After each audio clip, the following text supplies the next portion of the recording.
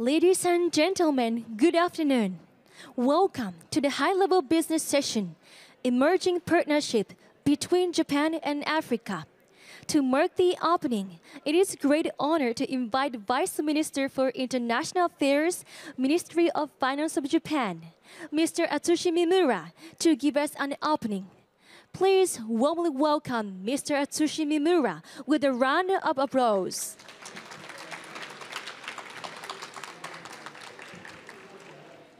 Good afternoon, everyone, and thank you for joining in this business session. It's my great pleasure to welcome all of you to this second session of this event, strengthening partnership between MDBs, Japan's DFIs, and private sector. In the high-level policy dialogue this morning, we discussed how the MDBs and Japan's DFI, JICA, and JBIC can work together to unlock the potential of the African continent. And in this session, we will shift our focus to collaboration between Japanese businesses and African partners, especially private sector, including how development partners such as African Development Bank, JBIC, and JICA can support this collaboration among the private sector stakeholders. I'm truly honored to have all these distinguished panelists with us today, each with great ambition, expertise, experience, and passion in doing businesses in Africa. I'm confident that we will hear remarkable stories that can inspire more Japanese companies to discover opportunities in Africa.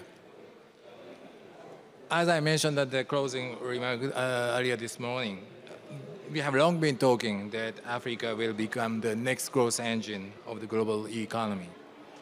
With young and increasing population and ample natural resources, and rapid digital transformation will present also a fertile ground for innovation and entrepreneurship. That said, the continent still faces a huge financing gap, and private investment needs to play a vital role in closing this financing gap.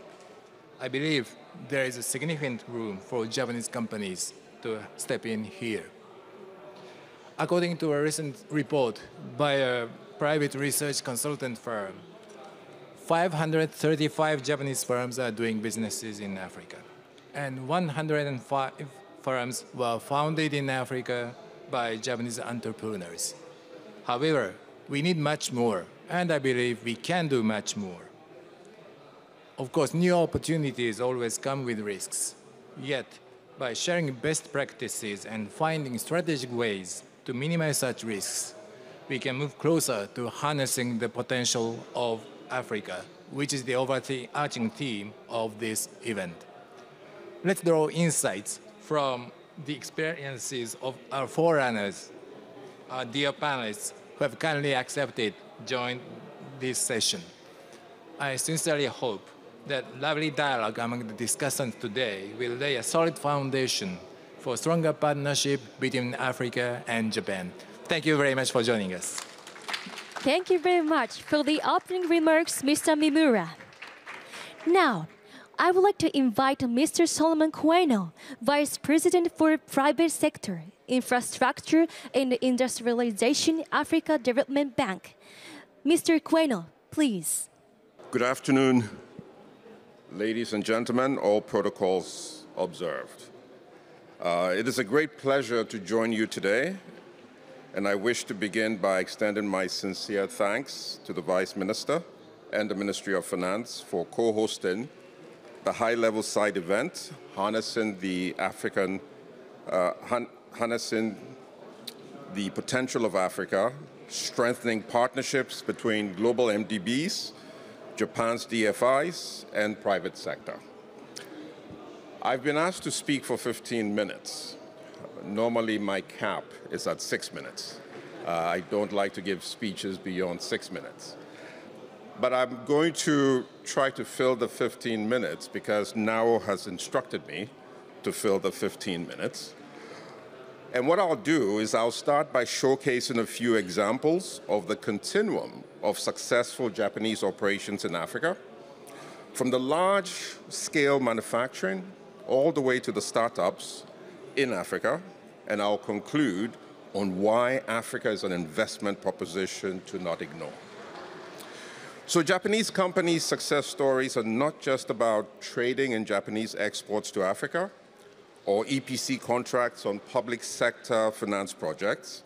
It's also about building partnerships, investing in local infrastructure, and providing solutions to some of the continent's most pressing challenges.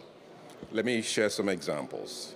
So leading Japanese companies are making headwinds and development impact in Africa. For example, Toyota Tsusho's bold acquisition of CFAO, a French conglomerate, created a continent-wide network spanning 53 countries and expanded into healthcare, retail, and energy, showcasing how strategic partnerships can drive diversification and growth.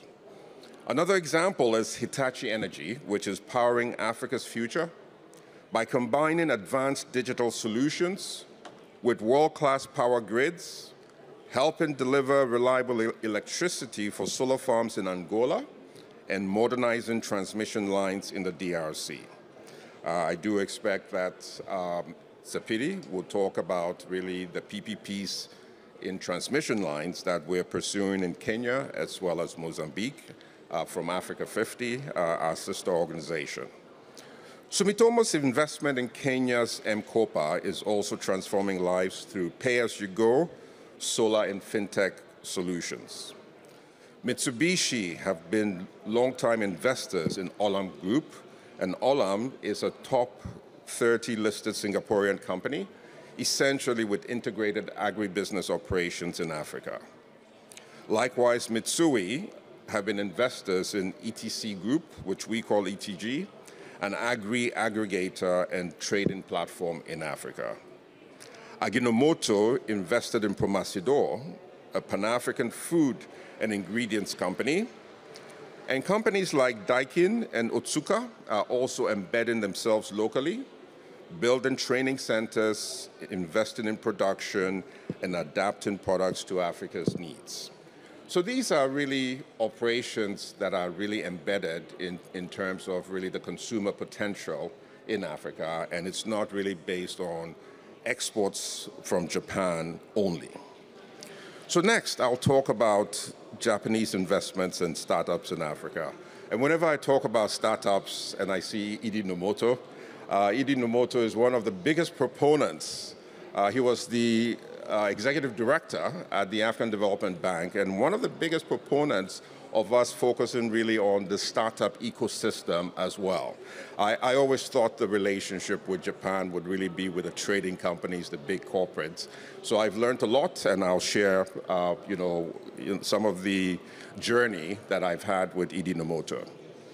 So Japanese-led startups in Africa are growing and focus on a co-creation approach. Their goal is often to use technology to solve major development challenges in a way that is mutually beneficial. For example, Japanese companies are actively using innovative technologies like AI, drones. I just signed an MOU with a drone company that's helping really with monitoring road networks and using that really to optimize maintenance. Japanese startups are leveraging Africa's rapid digitalization, and their solutions often rely on advanced digital tools and satellite data to improve efficiency and better decision-making. Japanese startups are also contributing to Africa's climate goals through sustainable farming practices and investing in renewable energy solutions. And even though I say Japanese-led startups, a lot of them are in joint venture with African companies. Africa can also learn from Japanese examples of collaboration between private, public, and academia that could be replicated in order to encourage innovation-based entrepreneurship. An example is the University of Tokyo's Graduate School of Engineering's robust ecosystem, which includes the University of Tokyo Edge Capital Partners' $205 million fund for university-based startups, and a $1 billion GAP fund supporting proof-of-concept projects, and site, which is the Creative Innovative Technology Entrepreneur Program to foster collaborations between startups and large corporations. I think, Nomoto, you organized a visit for us with the University of Tokyo, 2 years ago, and seeing how the University of Tokyo works with private sector to really create that incubation system for essentially the next medium corporates was just really, unbelievable, and definitely has replication potential in Africa. Another example is JICA's Project Ninja, which your president talked about earlier this morning, and when he said Ninja, all of us were, oh wow, okay. But Ninja stands for Next Innovation with Japan, which pilots novel ways to spur African entrepreneurship based on partnerships with Japanese entities. Since its launch in 2020, Project Ninja has held business plan competitions across 19 African countries, provided capacity building to promising startups, and promoted co-creation between African and Japanese universities, corporations, and investors. Over 2,700 African entrepreneurs have participated so far. A third example, which I'm quite excited about, and once again we should build on, is the Japanese Uncovered Fund, a venture capital fund which already has 29 African startups in its portfolio. Now, it's not the number, but it's really when these portfolio investments were actually invested in. It was during COVID. So these 29 African startups, and I had a chance with Nomoto and one of my colleagues, Solomon Mugera, to go and see Uncovered Fund feature, the African talent in a session in Japan. And I must say I was embarrassed because I said, did I have to come all the way to Japan to see really the sort of talent that we have in Africa? I'm in Abidjan. I mean, some of these talents were coming from what I call the hexagon, right? From Nigeria, from Silicon Savannah in Kenya, from Egypt, from South Africa. But once again, it went to show that all of a sudden, Japanese investments is really getting to the core of youth entrepreneurship in Africa. Similarly, Verod Capital, I don't know if Danladi is here, but Verod Capital, which is one of our investee funds, has partnered with Keppel, which is a Japanese venture capital fund, to create Verod Keppel African Ventures as well. Another example, which people ask, why do I consider this transformational, is an initiative led by Kezai Doyukai, a group of leading Japanese business executives who have been instrumental in connecting the African Development Bank to Japanese businesses since signing a letter of intent at the Africa Investments Forum Market Days 2022 to strengthen cooperation and business ties between Japan and Africa. This initiative has led to the launch of Ant Capital, an impact investment fund of funds and VC fund, to channel Japanese and MDB financing, hopefully JICA and ourselves, into early growth stage and startups in Africa. JICA has also launched, and I must say I'm impressed that you've hit the ground running. JICA has also launched a startup ecosystem support fund in partnership with the Nigerian Sovereign Investment Authority, which is a top sovereign wealth fund in Africa by several measures, and a strategic client for us at AFDB, Africa 50, and other institutions. So your ability to get to them without going through us goes to show that you do have eyes and ears on the ground, and definitely we can deepen that by more proactive collaboration.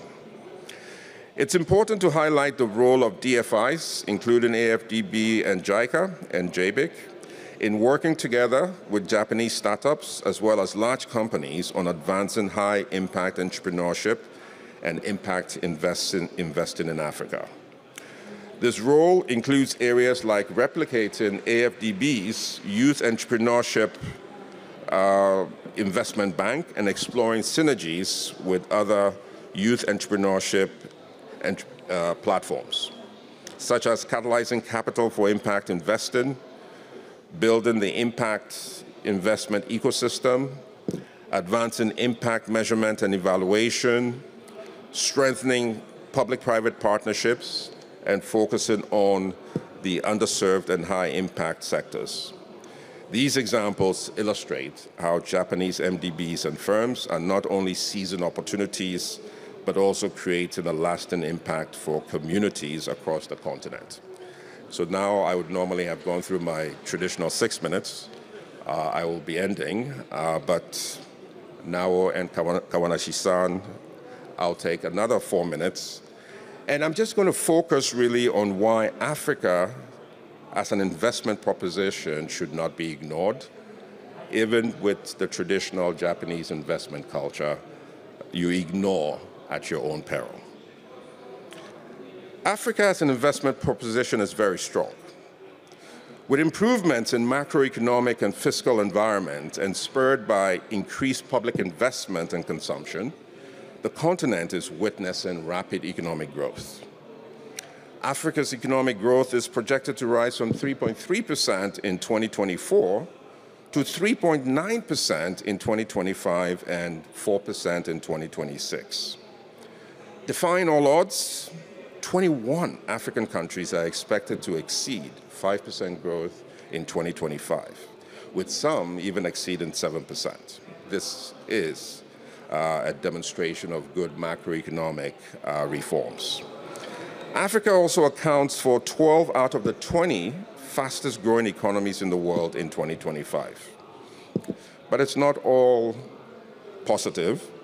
The GDP growth rate on a per capita basis still falls way short of what is needed to achieve quantum leaps in inclusive growth and prosperity for its 1.4 billion people.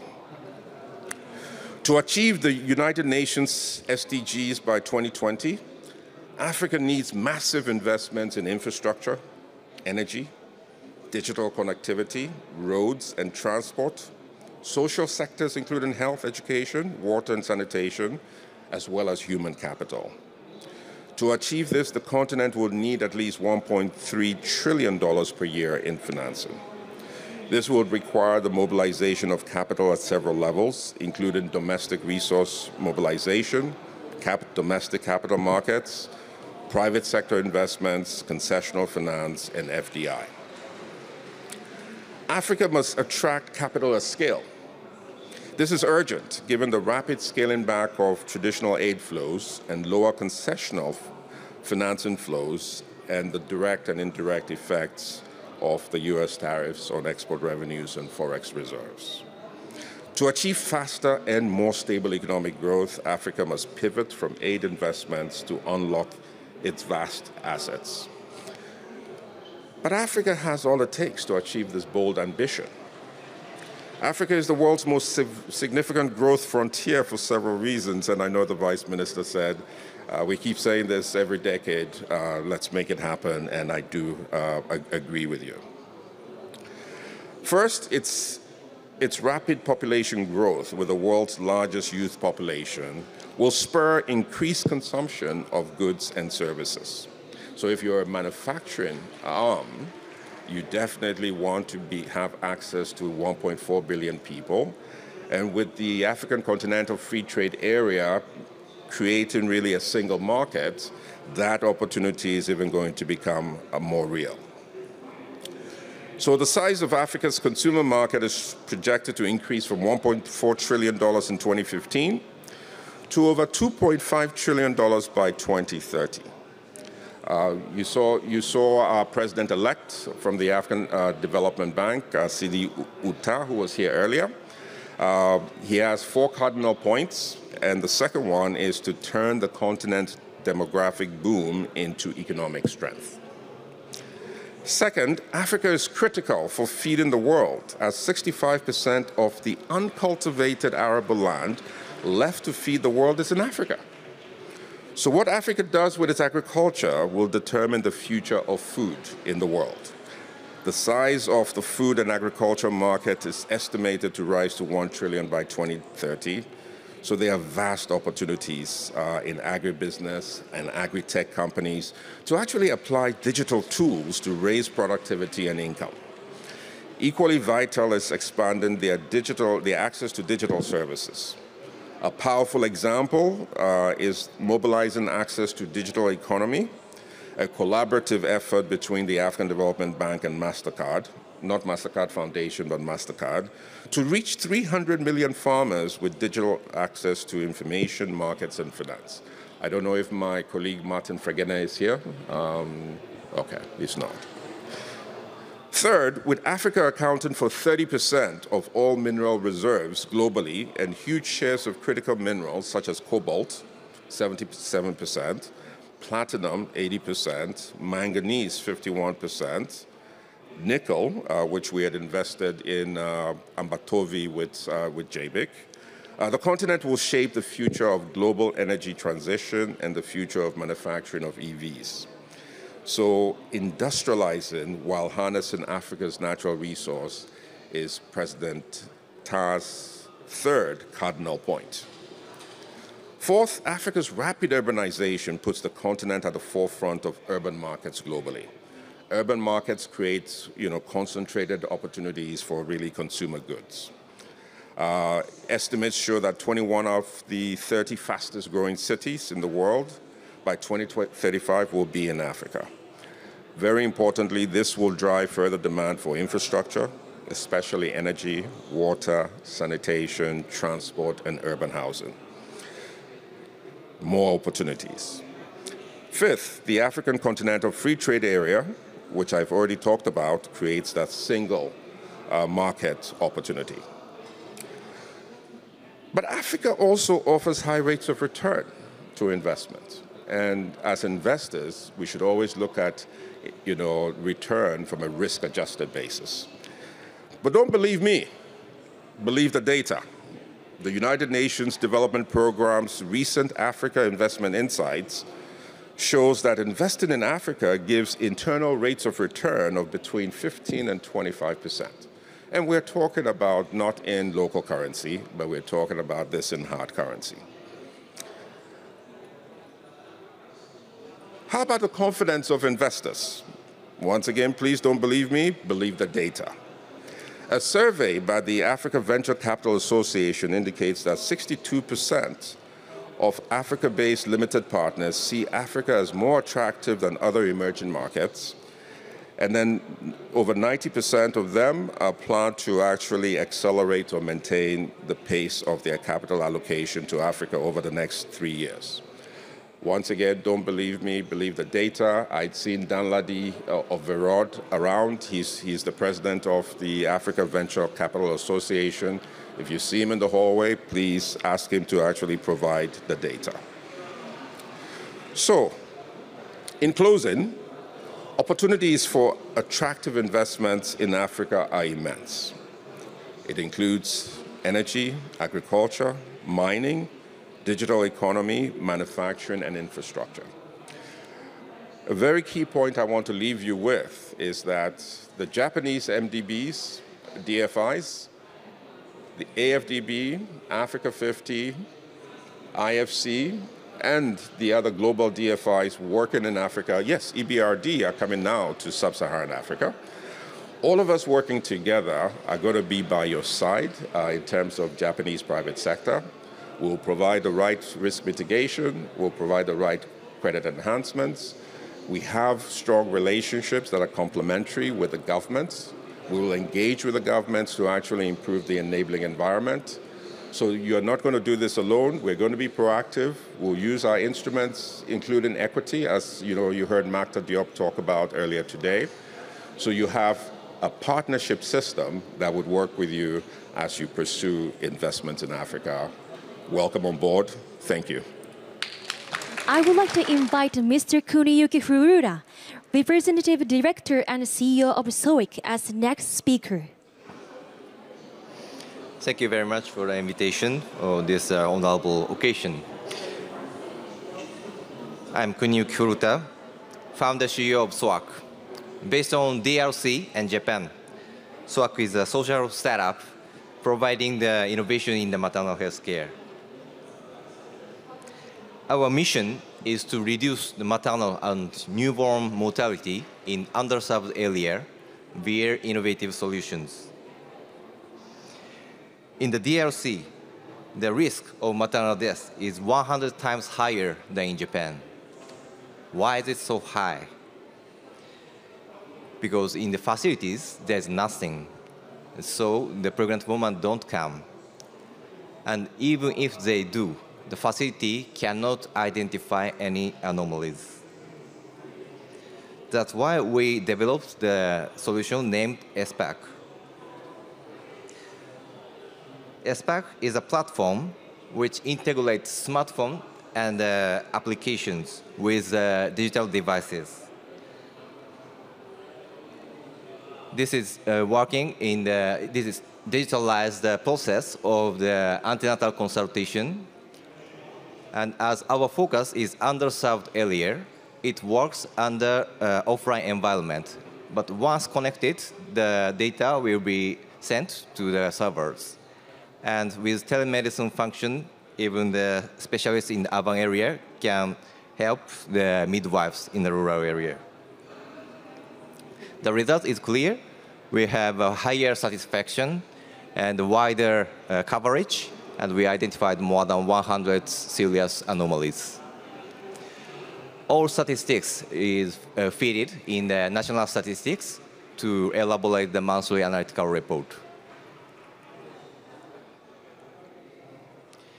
And we are developing this impact attribution model called IAM in order to quantify the life saved via screened number, anomaly accuracy, and treatment success. Based on the quantification, we will save the one kit can cover 6,000 scans at $1.5 US per scan, meaning that $1 million investment could save 3,000 lives. But this quantification can matter even when we can deliver the service for the underserved areas. In fact, the majority of maternal deaths occurs in the community, not in facility. That's why our priority is to deliver our service into the directly into the villages. So women live far from the hospitals, and we train the volunteers. They conduct a pregnancy test for all women in order to identify the pregnant women. And actually, our medical doctor of SWAC staff conducts ultrasound. But we are developing the AI function, which enables volunteers to conduct entire process of prenatal checkup. So with these AI functions, the training days and the minutes of scan will drop dramatically in order to increase the number of scans per kit. In addition to maternal health, we are expanding our service into the community surveillance for the infectious diseases as well. So trained volunteer again will visit to the villages with smartphone and testing kits in order to make a screening for the tuberculosis and malaria.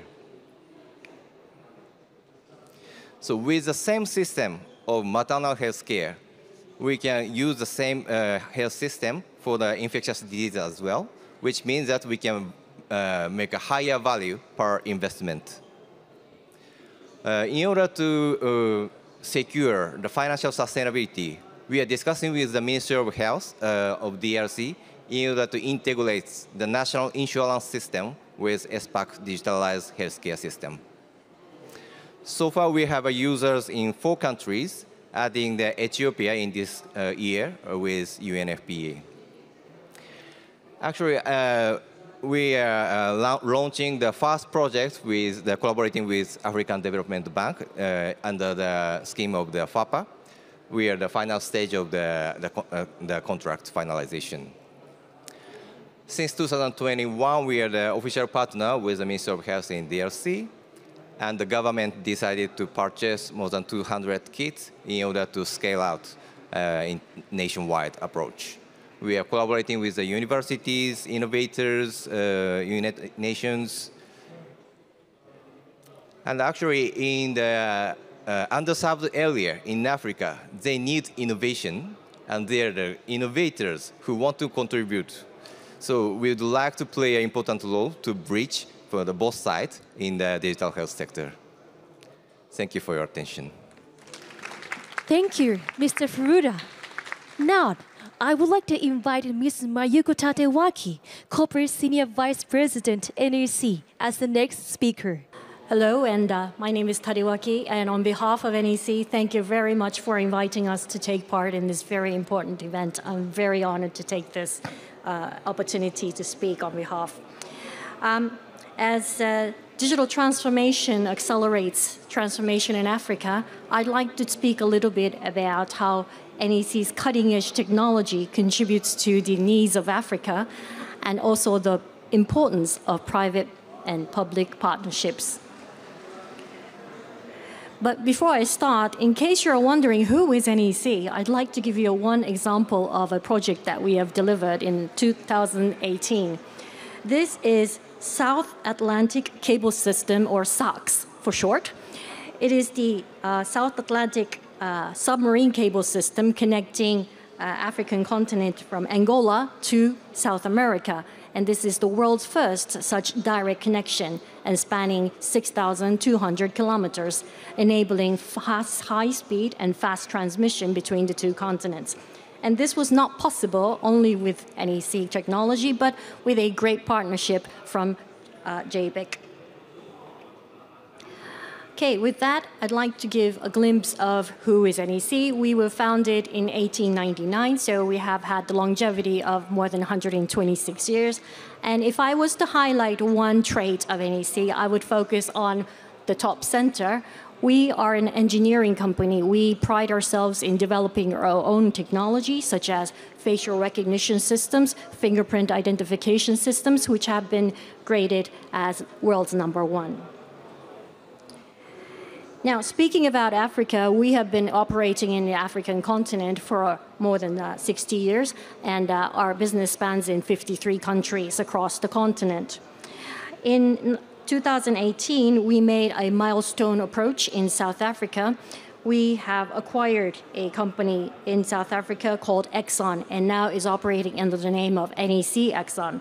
So with the 500 engineers of the company deeply rooted in the local economy and the technology, we are partnering very actively with the local companies to advance ICT technology in Africa.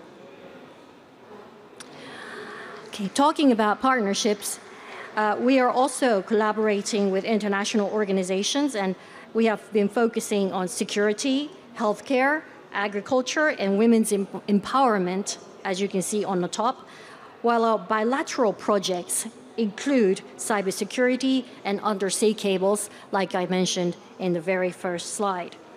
We're also developing new agricultural projects for the future, and that I would like to talk about a little bit. Now, why agriculture? The focus is agriculture because, as I'm very happy that Solomon-san mentioned, this is the future of Africa. Africa will feed the world. So we need to make the productivity higher, and I think we all agree on that point. Agriculture plays a vital role in all of Africa's economies, and I understand that more than 50% of the workforce is involved in providing backbone of the local countries in agriculture. The size and the importance of this industry makes it perfect for NEC to approach with its technology, this industry. Now, what are we doing? Let's break down the value chain of agriculture from left to right. Normally, you would start with input data. You do the production, processing, distribution, and market. NEC is right now focusing on the upstream, the left-hand side, the input data, and the production. That's our current focus. And that mainly has to do with the digitization of manual work, meaning no more paper, no more people writing data down. Okay? Even this only digitizing this process is yielding the number that you see in the blue: fertilizer reduction by 20%, production increase by 20%, which is already very significant. Let me talk about exactly what we are doing. There's two technologies. On the left-hand side, this is the input we call the e-voucher. We have provided many farmers. Every farmer has one identification that he can use on the mobile to get agricultural supplies. This maintains a fair and fraudless distribution of agricultural supplies, and it provides efficiency of how the supply is done. Also, on the right-hand side, we are providing what is called Crop Scope. Crop Scope is a smart agriculture software that we have developed, and it has been field proven for several years and is very active now in Africa, including countries like Cote d'Ivoire. Okay. Crop Scope provides agricultural data based on satellite, sensors, and drones, and this data provides farmers hints as to where do they need more irrigation, where do they need more fertilizing, where is the crop doing well or not. This, of course, contributes to a better efficiency and higher productivity. And so both the e-voucher and the crop scope contributes to challenge these kinds of farmers' challenges in Africa. So what do we do from here? Now we're going to move further with the power of AI. AI solution for our production. So once we have built a data platform with all the farmer data and the irrigation data and the production data, we are going to capture this and to use it to bring more advanced services and values. As you're aware, agriculture is facing challenges due to climate changes, and many of the farming system has to adapt to the new climate, right? So with the power of AI, we can address challenges such as shown here. How do we change the irrigation to fit the new climate? How do we change the crop type to fit the new climate? Or how do we shift the planting period to adapt to the new climate?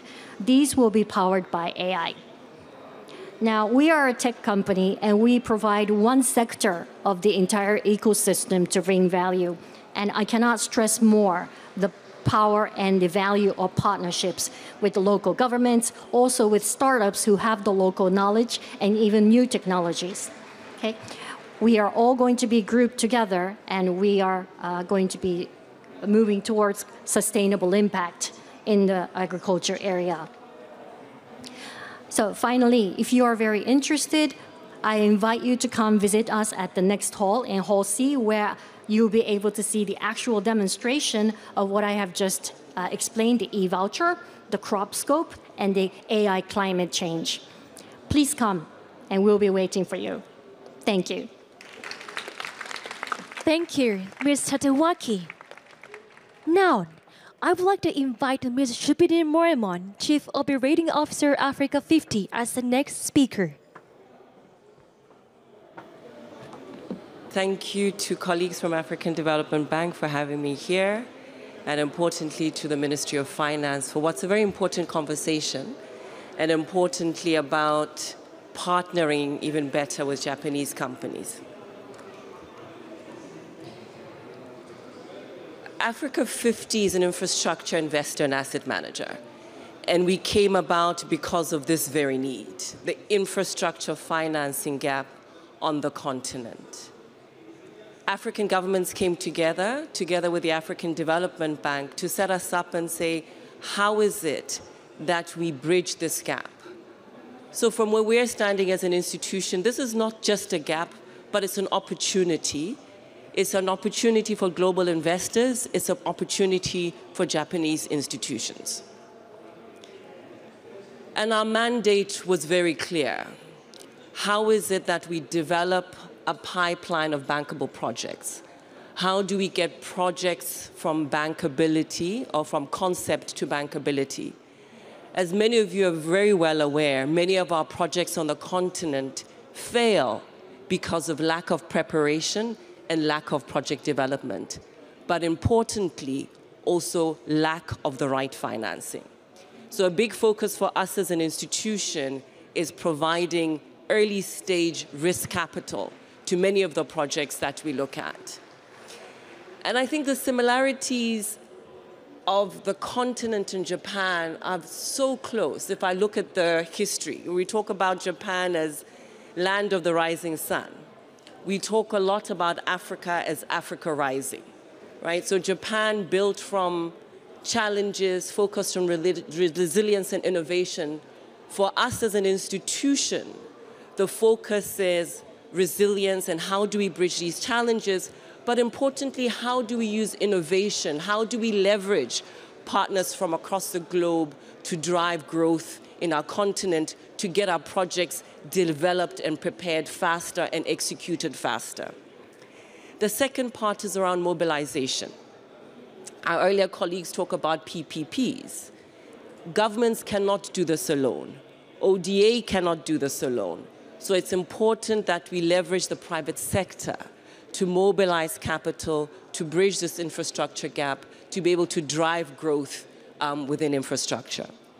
And finally, really looking at how we accelerate. One of the big things that we've done as an institution is how do we mobilize domestic capital? How do we mobilize domestic institutional capital to demonstrate to investors that African institutions also see opportunities and returns within infrastructure as an asset class?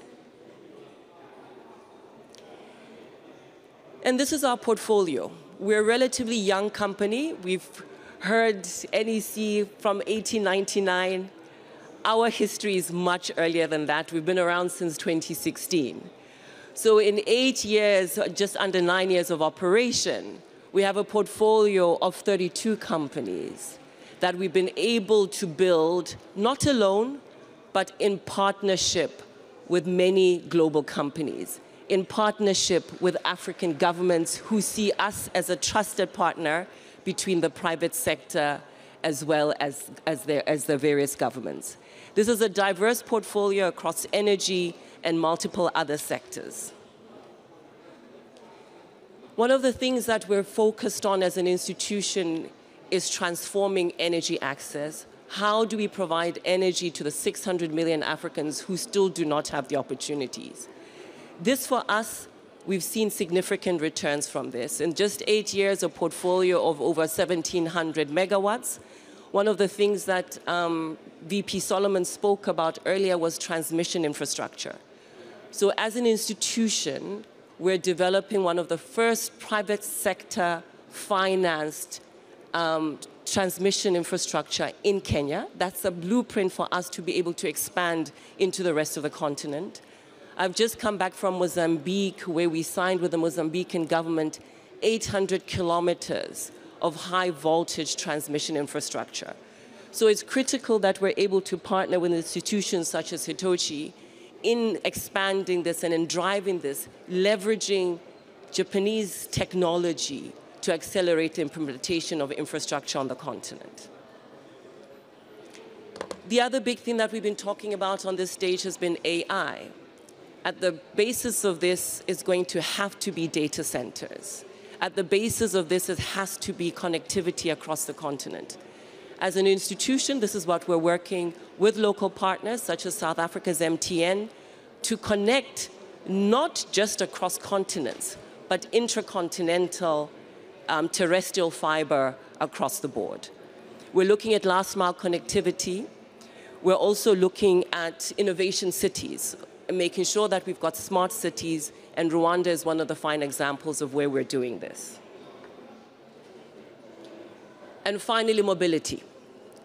As a continent, we're the least connected, and driving and supporting our Africa Continental Free Trade Area is something that we're very keen to do.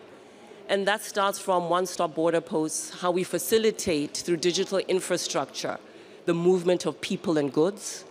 This starts from EV mobility, right? This is one example where we're actually partnering. We've got investors from Japan, Cefao, who are investors together with Africa 50 in an EV bus company in East Africa. We're also looking at making sure that we've got toll roads and we're tolling our systems in the continent. So in summary, what we're trying to position and what we're trying to demonstrate to our partners in Japan is infrastructure as an asset class on the continent is investable, and there are significant returns that can be done, that can be achieved. But what is important is to partner, partner, partner. And we need more of you along this journey. Thank you very much. Thank you, Ms. Moremon. Now, I would like to invite Mr. Tatsushi Amano, Managing Executive Officer, JBIC, as the next speaker. This event is particularly special to me because I'm living in Yokohama, and Yokohama is my hometown. I imagine that probably for many of you, that JBIC is not the most high-profile institution in Africa, because JBIC is a financial institution which is exclusively working on B2B the businesses, and we are basically working on the projects which involves the Japanese businesses in Africa. But that said, for the past 3 years, we provided the financing to 11 projects, and totaling up to 1.2 billion US dollars. And the 70% of our projects are located in sub-Saharan African regions. So I believe that we are doing the important job in order to support the Japanese businesses. Among those the projects I mentioned, the infrastructure is still the sector that we are the most active. For example, the JBIC has financed the wind power project in Egypt and also the geothermal project in Kenya. Those projects involve the Japanese companies as the equity the stakeholder, and also they utilize the Japanese equipments. This might be, as Mr. Queno mentioned, that this is a conventional, the traditional style of the Japanese businesses. That we have been trying the different approaches the last few years. So I would like to introduce and share with you some of those examples, 3 examples. The one is the loan we just recently signed yesterday with the ETC Group. The ETC Group is sometimes called ETG. It is the food manufacturing and agricultural commodity trading businesses. They are actually very diversified, and they are they're working on the broad sectors. But we financed in order to support their LPG distribution business. And this initiative is aiming to shift the households from traditional charcoal to LPG. So what's interesting in this project is that ETG was originally created by an Indian entrepreneur, and their headquarters are located in Dubai, and they are working in Africa. This is a perfect example of what Prime Minister Ishiba proposed yesterday. The collaboration amongst the Middle East, India, and Africa with partnering the Japanese company. By the way, the ETG is partially owned by the Mitsui. And the second example is our investment in the Cordia Directions, a startup company operating in Kenya under the brand name of the Peach Cars.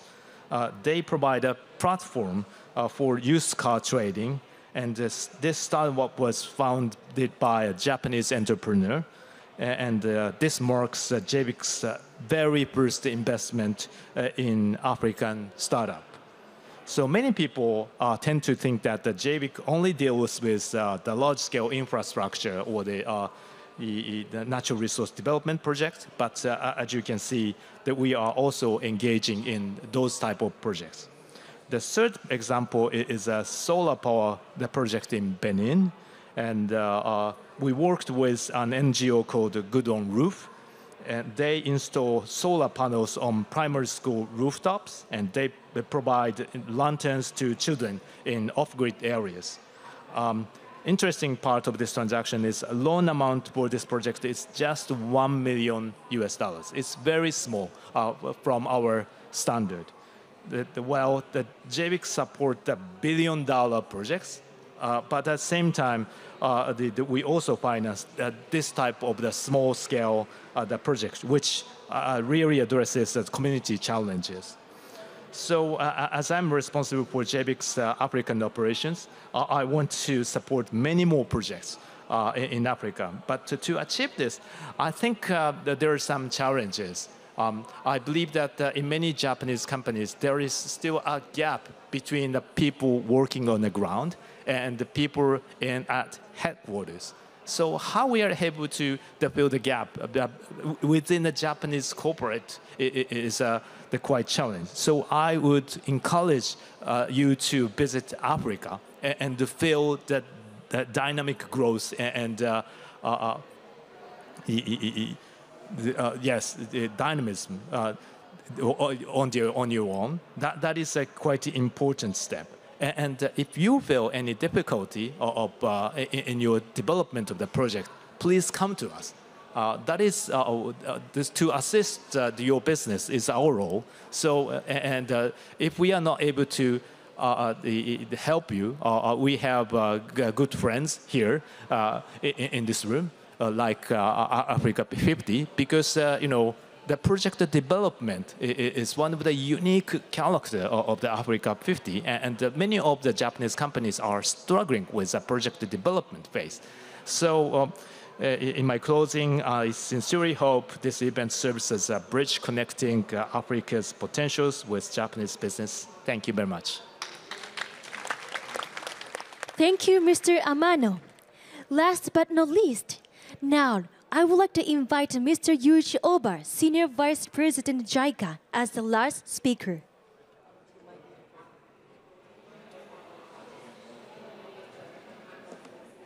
I'd like to thank Minister of Finance and FDB for bringing us together here and giving me this opportunity to speak in front of this audience.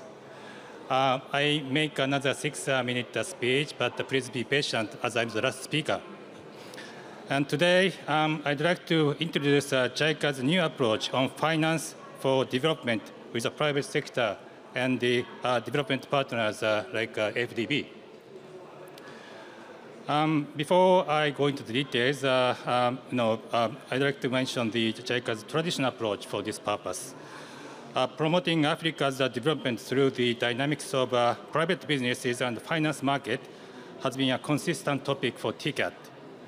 And one of the successful examples of JICA's technical assistance for this purpose is the SHEP approach, a smallholder horticulture empowerment and promotion approach, an Africa-originated and market-oriented agriculture extension model aimed at increasing smallholder farmers' income. And this approach has already benefited over 100,000 people. And efforts are still underway to expand this impact to 1 million by 2030. So this case demonstrates that the markets can serve as a powerful platform, even in the context of development cooperation. Now I move on to our new approach.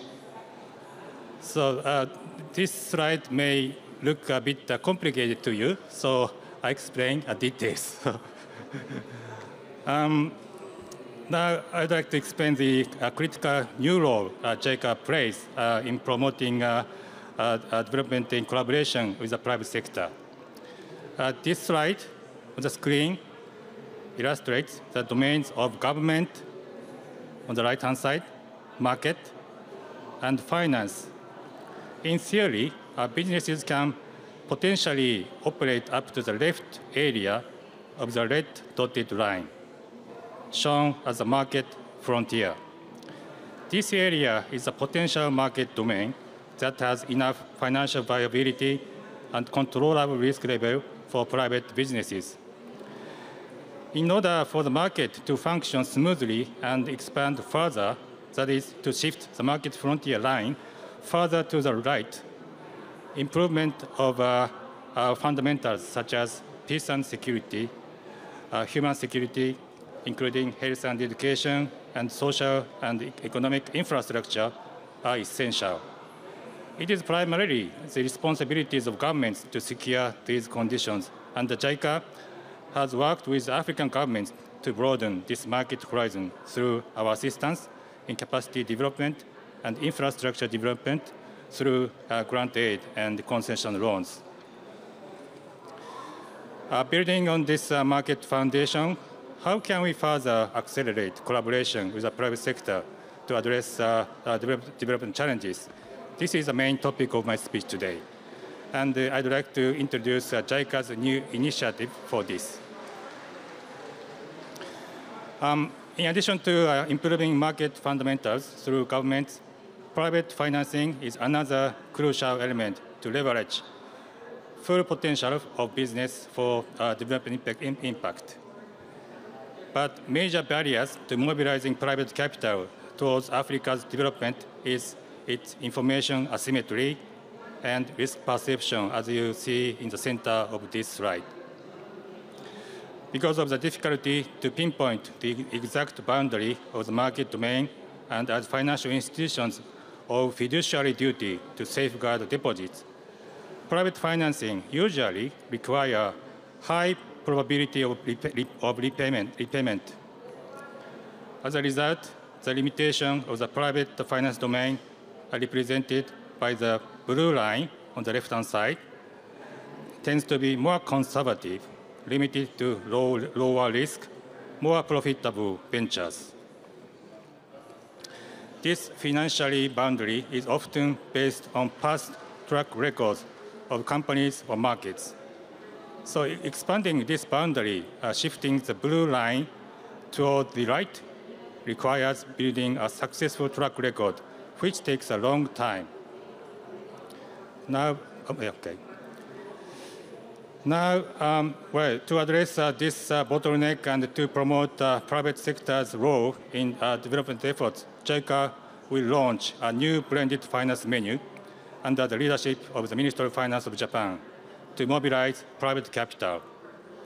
Specifically, JICA will make equity investments into funds with high development impact, but are difficult to attract private investment alone because of the potential risks.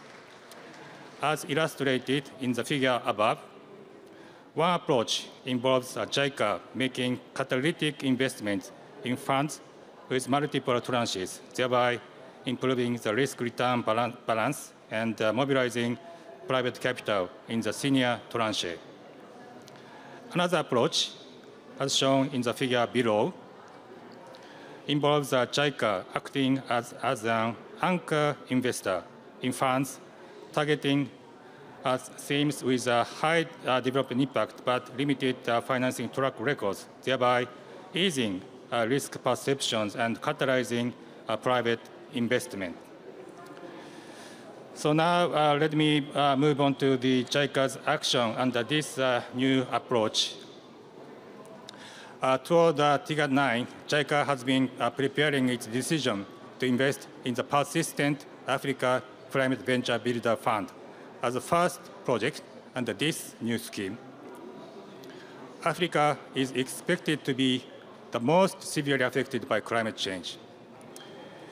If we can create and expand markets for innovative businesses, particularly in the energy transition sector, Africa would be able to achieve green growth that has never been achieved in developed countries, including Japan.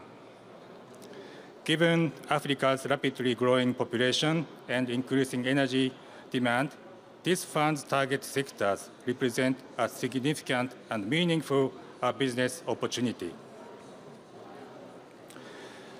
By investing in the catalytic tranche of the fund, JICA and our development partners aim to create a socially meaningful new business environment with the private sector, prove its success, and eventually attract more financial resources to these business sectors. This is our reason for supporting Persistent as the first project under the new scheme.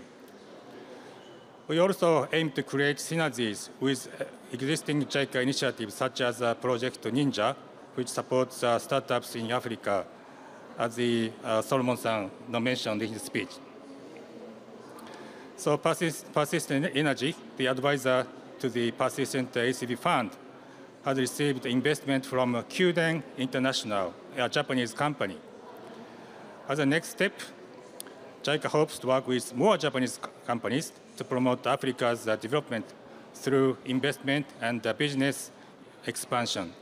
To this end, we will also examine the potential for investing together with AFDB in a new fund called And Capital, which is designed to support Japanese companies in seizing opportunities and building partnerships with African startups. Finally, to realize Africa's potential, not only for Africa, but also for Japan and the world, JICA hopes to work together with all stakeholders here today, private companies, governments, and development institutions, leveraging on this new scheme. So thank you very much for your kind attention. Thank you, Mr. Oba. And thank you very much for the excellent presentations and the panelist speeches. Now, I would like to ask Mr. Takaki Nomoto, Director of the Multi-Regional Development Banks Division, Ministry of Finance Japan, to undertake the moderator for discussion with panelists from now onwards. Thank you very much for the floor, and thank you very much for all the participation to here. First, I would like to say, ask the kind of question, how's the impression so far? So, the reason why we planned this event with FDB is because that I wanted to show the kind of ranges of the collaboration between Japan and Africa through FDB. Of course, we encourage not only the collaboration through FDB, but also say IFC, EBRD, those kind of MDBs also, that also include JICA and JBICS too. And probably as you can hear from Solomon, who provided the key speech, if you probably count the number of countries, number of Japanese companies he named, definitely it shows that the kind of deep interaction between Japanese companies and also FDB. So and also he not only mentioned about large company and startups, but also the universities. So we have a wide range of collaboration, and then these are very important for Japanese stakeholders to operate in Africa, and these now I feel that this kind of ecosystem or growing as an ecosystem. So I wanted to showcase those kind of collaborations. That's why we planned this event, and then I hope the audience here, Japanese audience here, if they can feel that. When you really plan to operate in Africa, how, if you can little bit feel or learn how FDB or MDBs, also DFI can help your operations, that is good. And also for African audience, if you can feel that through FDB or more directly, how a Japanese stakeholder can work together about development, also economic issues, that would be very much our point. So now, but to deepen the discussion, I want to turn to the question to each panelist.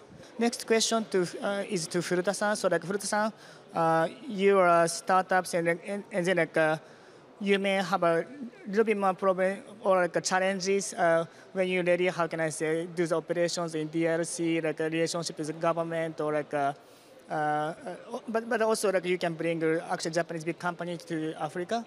But if you have any kind of advice to similar startup company, how they operate or grow their business in Africa, and also probably if you have any expectation to FDB, that is also appreciated. Hello. Thank you very much for your question. Yeah, actually what I learned during the startup journey in DRC is actually the trust could be built by the long-term engagements on the ground, actually. So from the very beginning, we collaborate closely with the Ministry of Health in DRC. We shared everything. We discussed, the problem in the field, and we visited to the communities, villages with officials of the Ministry of Health, and we shared the surprise in the fields, at the same moment, and actually it led to the MOU, or as the commitment from the Ministry of Health. Even though we were very small startup as the initial phase, but still they evaluate our commitment and our solutions. And eventually, they decided to purchase our kits, and they had organized the seminars for the donors to mobilize the finance for the expanding the solutions.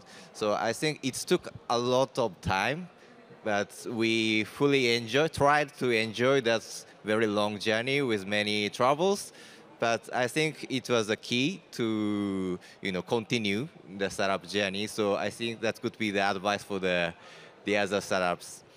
And as for the expectation, the FDB, actually, we didn't have the concluded the contract, but what was remarkable is that the FDB DRC office invited us to visit the donor, the visit. So it was remarkable, but actually we found that that they have a firm commitment, not only for the pilot stage financing, but they are committed to accompany with us for the scaling up stages. So it was very impressive for us, and we're very happy to accompany with the FDB to the scale up phase. Thank you very much. So kind of strong commitment to Africa's development, and also keep doing its business is a kind of key. And also we are happy to hear that FDB is kind of providing kind of networking or opportunity to broaden your networks. So it's really good to hear. So next question is to Tadewaki-san. So when we think about Japan, I think many African people think about technology, and then definitely you are a technology company, and then probably your strategy can be different from say social. So and also, but you as you presented, you have done a variety of operations. So if you have your advice to those kind of similar technology company, how they should operate in Africa, so that would be very much appreciated. Thank you, Nimoto-san. As a technology company, I would recommend that you do this in 2 steps. First of all, to align with the local economy, local stakeholders, to understand the problem correctly. Which problem are we trying to solve with the technology? So we spent many numbers of meetings with AFDB, with JICA, and also with the Ministry of Agriculture, many times to understand correctly, this is the problem that we are solving in Africa for agriculture. That takes time. Now, step 2 is once you have identified the problem and aligned everybody, jump, move fast, be agile, and deploy that technology very quickly. I was just speaking with my colleagues earlier in this session that technology moves very fast these days, especially AI. It changes every 3 months. So if you wait and take time to prepare too long, it will be obsolete and you will have new technology coming over. So once you've identified the problem, just move fast and implement in an agile way. That's what I recommend for the technology companies. Thank you very much. So yeah, that is well not taken. So identify the problem well, and also agile action. Okay, thank you very much. So next question is to Speedy. So Africa 50 is one of the good developers in Africa, and then definitely developing a bankable project is a challenge in Africa. Also very important step for Africa to mobilize more finance to the Africa's infrastructure or other operations. So but if you have any advice to Japanese company how they should develop their own project or together with you, if you have any advice to invite or encourage more operations in Africa, particularly for the infrastructure, those kind of big or bankable projects, that is very much appreciated. So thank you very much. Thank you, Nomoto-san, and very good to see you. I think it goes back to what I said earlier. It's really around partnership. In any market which you're going to enter, you need to find a trusted partner, somebody who understands the environment, somebody who understands the nuances, somebody who's going to help you unblock the obstacles that you are obviously going to come through, right? And yes, the failure rates are high. But one of the things that I'd really like to emphasize is, as a continent, there's a lot that we can learn from Japan. Process and making sure there's an efficient process is something that is done very well here. So just as we think about project development, it's a process. So how do we work together to enhance the efficiencies within that process? The incredible innovations, technological innovations that come out of Japan. How do we, as institutions such as Africa 50, as AFDB, as AFC, how do we work with Japanese developers, co-develop, and come together at a very early stage to map out what is a long process, right? And one of the things that we can learn from Japan is also patience and long-term thinking and a long-term perspective. So I think there's a lot that we can do together as Japanese developers, as African developers, to co-develop. Let's not go at it alone, but let's co-develop and leverage each other's strengths to ensure that we get to achieving that project that we want to develop and implement on the continent. Thank you very much. So there is a very key point which is also repeated by others also in other occasions. So finding local partners and also go through the long process to develop the project. That is really key. And as you said, Africa 50, also FDB, also other MDBs or DFIs can also work together on that point. I think this is one of the biggest points made also in the morning session. So that is a very good point. To Amano-san, kind of a similar question, if you also have any advice to Japanese company, also including some kind of recommended areas where promising area for Japanese companies, if you can share your views, it's very much appreciated.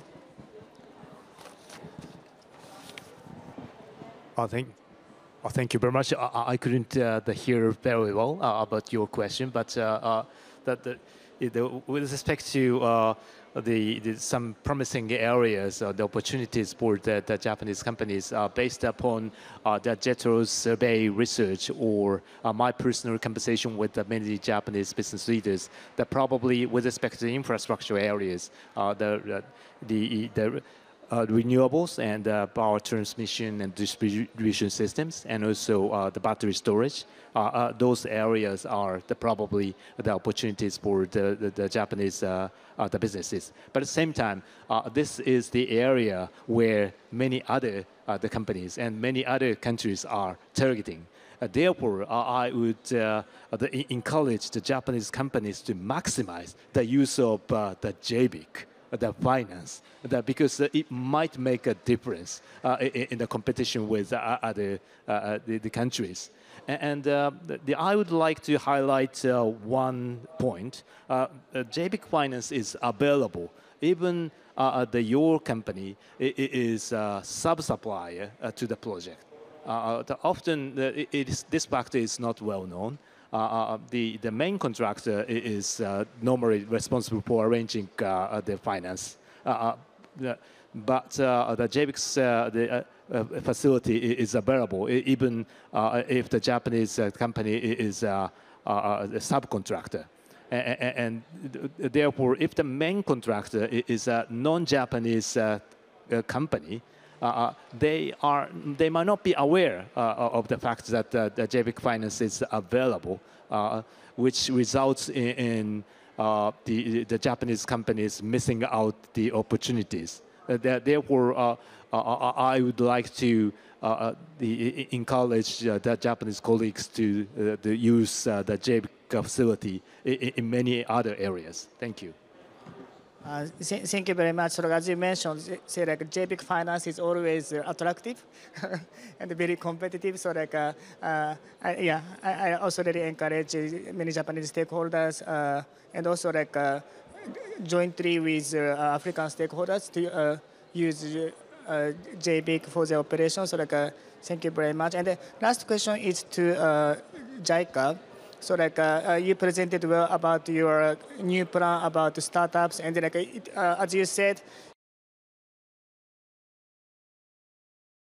years ago there was not that much those kind of startups, but now they are growing, and some of them growing as unicorn.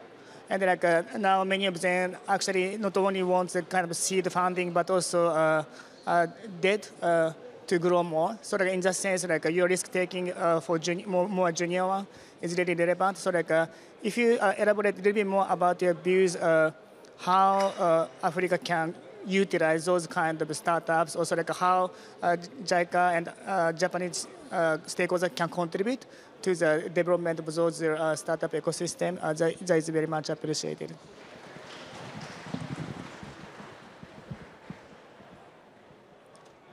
Thank you, Nomoto-san, for your question. It's a very important question. Before I answer your question, let me explain what JICA has done and what JICA is going to do in the future. So, as I said in my presentation, traditionally our main focus has been on creating supporting, improving the business environment through technical cooperation or infrastructure building. In the recent years, JICA has been enhancing efforts to support and work with the private sector, including startups and the Japanese companies in particular. So the new initiative I announced is one of the recent efforts for the sustainable development of Africa. And there are some successful cases, but still we're facing challenges. So understand still many companies are hesitant to take risks and in Africa, investment for Africa. So how we can mitigate the risk is our task, and I hope this new initiative can help solve this challenge. And also as you know, JICA has a very extensive presence in Africa. We have more than 30 offices in the African continent, and we also have initiative like Tomoni Africa for supporting the exchange of the people between Africa and Japan. So we have a wide range of programs and schemes to support startups as well. And our door is open to any discussion. So we're happy to talk with all the stakeholders to discuss how we can work jointly. So recently, the co-creation is one of key operational strategies of JICA. So we're happy to co-create and work closer with any stakeholders. Thank you very much. Thank you very much. So as you said, if all of us can really help the growth of those startups, so maximize the benefit of them, that is very crucial point. And Solomon, in fact, I don't have any question list for you here, but since you sit here, if you want to have some comment, you want to make some comment, or you can make it when you do your closing remark. Okay. Okay. So yeah, so yeah. So thank you very much for the rich discussions. I think if I think we can deepen our discussion, how we can operate in Africa, and I encourage really more operations in Africa from Japan, and also work together between Japan and Africa to co-create the solutions, also contribute to development. So thank you very much. I'd like to adjourn this discussion session. Yes, thank you very much.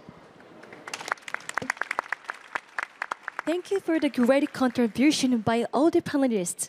At the end of this panelist speech and discussion, I would like to show you the short video featuring Africa Investment Forum organized by African Development Bank.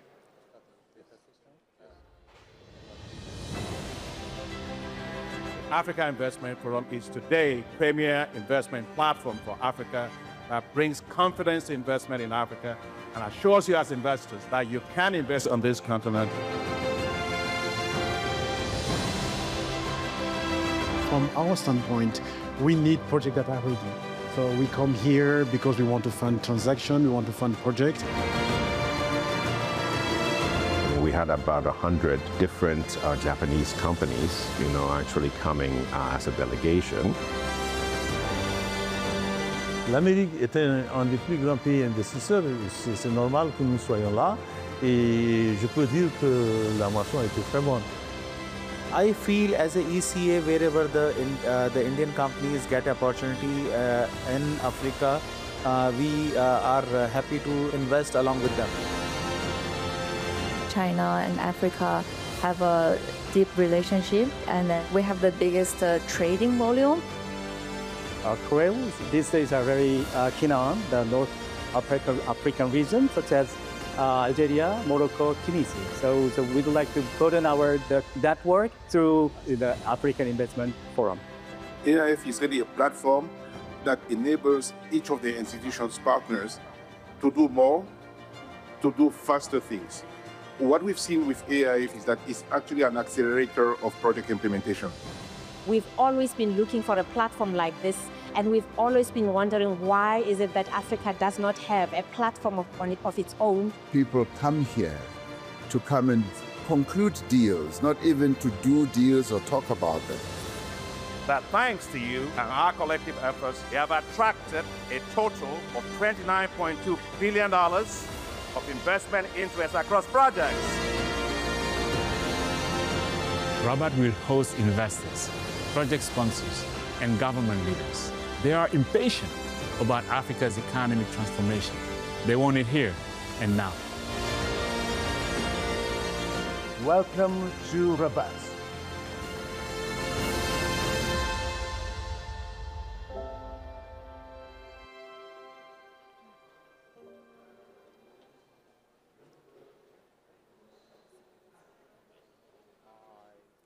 To end the program, we are pleased to invite Mr. Solomon Queno, Vice President of African Development Bank, to deliver the closing remark. So we've come to the end, and I promise not to make a similar long introduction. I'm going to make a very short closing remark. Nomoto-san, I normally call him Idi Nomoto, did talk about what motivated him to set up this panel, so he's already walked us through it. But let me just touch on the sort of one soundbite that I've heard from each of you. You know, from Itochu, very clearly, the potential to have organic cotton and, you know, other, you know, supplies from Africa, from the commodity side is very important. But we also hope that you would do more value addition on the continent, both for the local market, but also export to Japan. For SOIC, is it SOIC? Yes. You were very clear that collaboration is important. You started off with the Ministry of Health early, and you said, look, it takes time, and you need to invest in that time to actually have your projects see the light of day. NEC, NEC, you gave us a very un-Japanese response because you said you've got to move fast, be agile. Typical Japanese businesses are more cautious. But in the technology space, if you don't move, we know what happens. But we also want to send the impression that if Japan Inc. doesn't move fast in terms of the African opportunity, I do think Amano-san said it well, there's competition from others, and they would also move faster. Tsapidi, partnerships are key. Partnerships. But you also talked about really what we can learn in Africa from Japan, process efficiencies as an example. But definitely you've all offered partnerships, and I see Amano-san was quite excited about working with you in the infrastructure energy space. So we hope others would emulate that. And you know, definitely Nomoto-san, when you did ask Amano-san about areas of opportunity, he was clear, energy value chains. Of course, he did say that there is competition in that space, and so I guess Japan Inc. should not be too slow. And then from my colleague at JICA, you talked about JICA's move into a new space, private sector, including startups. I didn't realize you have 30 offices in Africa. You're even competing with us as the partner on the ground, but we like that. And definitely we are looking forward to partnering more with both JICA and JBIC in supporting Japanese companies on the ground. So on that note, please give a hand of applause to what a fantastic panel. Thank you very much, Vice President Mr. Solomon Queno. Ladies and gentlemen, Now that concludes the program of this event. Thank you very much for your joining and kind cooperation. Please make sure to take all the belongings with you and return the interpretation receiver to the organizer. Thank you very much.